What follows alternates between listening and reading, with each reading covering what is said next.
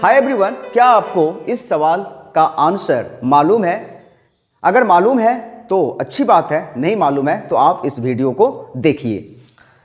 Madhu has such number of apples that the cube of number of apples is equal to 4 times the number of apples. यानी कि मधु के पास सेब है, इतने सेब है, अगर उसका क्यूब कर दिया जाए तो वह जो है नंबर जितने भी एप्पल्स हैं उसका 4 गुना हो जाएगा। ये इसका ट्रांसलेशन मैंने हिंदी में कर दिया है।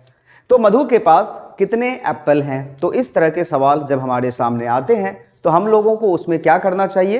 तो x को लेट कर लेना चाहिए। तो आइए हम लोग ऐसा लेट कर लेते हैं कि मधु के पास जो है वो कितने एप्पल हैं? x एप्पल है। Let the number of apples Madhu has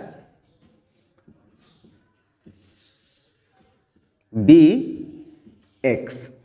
तो अगर मधु के पास x एप्पल है तो प्रश्न के हिसाब से the cube of number of apples, यानी कि इसका हमने क्यूब कर दिया है, is equal to 4 times the number of apples.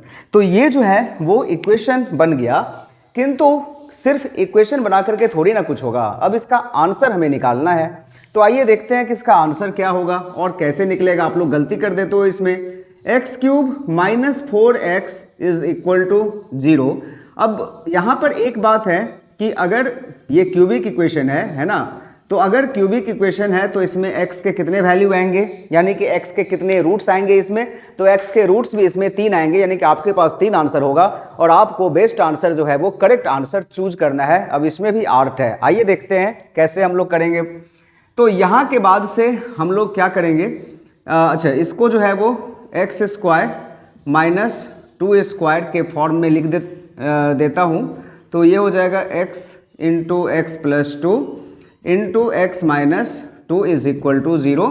अब इसके बाद जो है वो हम लोगों ने पढ़ा हुआ है कि एक x का वैल्यू क्या हो जाएगा? 0 हो जाएगा। फिर दूसरा क्या होगा? x प्लस 2 इक्वल टू 0 होगा। तो x plus 2 is equal to 0 होने से x का वैल्यू क्या हो जा रहा है? -2 हो जा रहा है। या फिर तीसरा ये होगा, यानी कि x minus 2 is equal to 0। That means यहाँ से x का वैल्यू 2। अब इसके बाद क्या? यानी कि हमारे पास जो x का वैल्यू आया है 3, उसमें से एक आया है 0, सेकेंड आया है -2 और थर्ड आया है +2। अब हमें अपने दिमाग का जो है वो थोड़ा सा यूज करना पड़ेगा। इस तीनों में से कौन सा आंसर सही है? अब देखिए, अगर मधु के पास 0 नंबर ऑफ एप्पल है तो 0 का क्यूब करो 0 होगा, 0 का 4 टाइम्स करो 0 होगा। 0 नंबर ऑफ एप्पल है, यानी कि मधु के पास कुछ भी एप्पल नहीं है, तो ये आंसर जो है वो पहले ही क्रॉस हो जाएगा। दूसरा क्या है? मधु के पास -2 एप्पल है। अब ऐसा कभी होता है क्या? किसी भी एप्पल का नंबर -2 में तो आएगा नहीं, यानी कि मधु के पास -2 एप्पल है। तो दिस स्टेटमेंट इज इररिलेवेंट, ये होगा ही नहीं, दिस इज नॉट पॉसिबल। किसी के पास -2 एप्पल होने का मतलब है कि उसके पास एप्पल तो छोड़िए -2 में, मतलब दिस इज नॉट पॉसिबल। तो ये जो है वो यहाँ पर हो गया नॉट पॉसिबल। तो एक ही ऑप्शन बचता है, मधु के पास कितने एप्पल है? 2 एप्पल है। So number of apples Madhu has, number of apples Madhu has how many is equal to 2।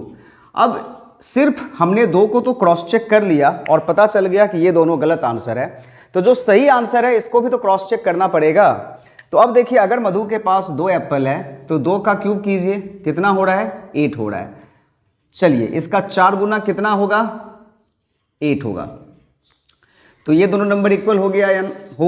यानी कि ये जो स्टेटमेंट था, कौन सा स्टेटमेंट था? वो वाला, the cube of number of apples, the cube of number of apples is 8 is equal to, यानी कि ये इक्वल हो गया 4 times the number of apples, 4 times the number of apples 8, यानी कि मधु के पास जो है वो 2 एप्पल है।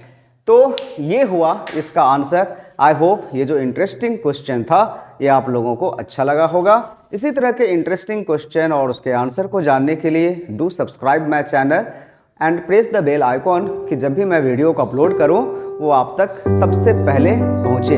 Thank you everyone, bye bye.